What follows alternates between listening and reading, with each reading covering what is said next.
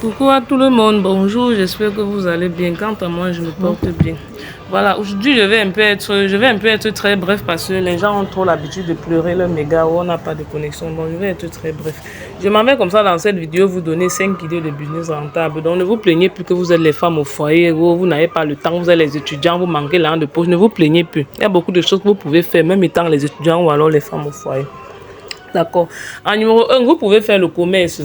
Le commerce est défini comme l'achat et la revente d'un bien dans le but de tirer profit. Mais beaucoup veulent se lancer dans le commerce. Mais combien sont ceux qui savent les paramètres qu'il faut prendre en compte avant de se lancer?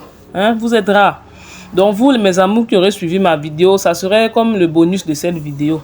Pour lancer un commerce, il faut au préalable faire une étude de marché. L'étude de marché consiste à faire quoi? Ça consiste à rassembler les informations sur la clientèle. On ne peut pas vendre un bien si on ne sait pas, au fait, si on n'a pas encore défini une clientèle, si on n'a pas encore ciblé une clientèle, on ne peut pas vendre un bien. Sur les concurrents, dans la zone qui veut vendre, est-ce qu'il y a aussi les gens qui vendent ça? Si oui, quelle est leur part de marché? Quelle pourra être ma part de marché? Les informations sur le besoin. Les clients ont besoin de quoi? Ils ont besoin des chaussures. Certes, ils préfèrent quelles chaussures?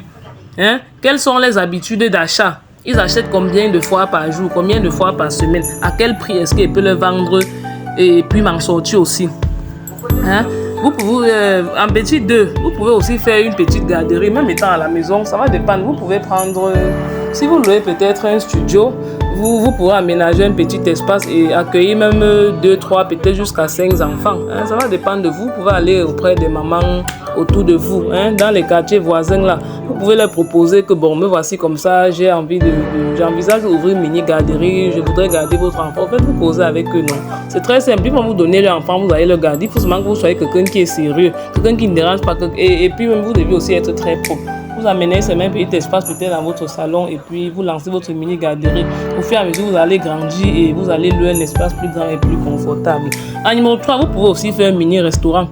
Nous sommes au Cameroun. Moi, ici, peut-être à Douala, où nous sommes là, dans la restauration, là, on ne manque pas l'argent, ça paye. Il y a les plats peut-être comme le coquille, le riz, le pilé. Les gens aiment bien ça, au fait. Vous pouvez vous lancer dans ça et ça marche bien. Vous étudiez, vous faites seulement une étude de marché, comme je viens de vous dire, pour cibler votre clientèle et savoir le menu que vous pouvez leur proposer, à quel prix vous pouvez le vendre. Vous pouvez également faire des cours particuliers. Beaucoup de gens négligent alors que c'est très important.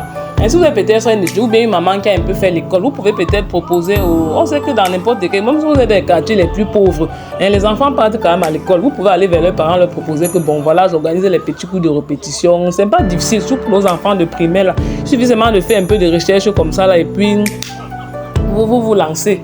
Vous partez auprès de leur maman, leur voir que bon voilà, j'organise un peu des petits coups de répétition là. Et vous mettez ces mêmes prix qui va pour aussi les absorber. On va vous donner les enfants et puis vous allez commencer un peu comme ça, vous allez grandir, ça va aller. Vous pouvez enfin vous lancer sur les réseaux sociaux, c'est très simple.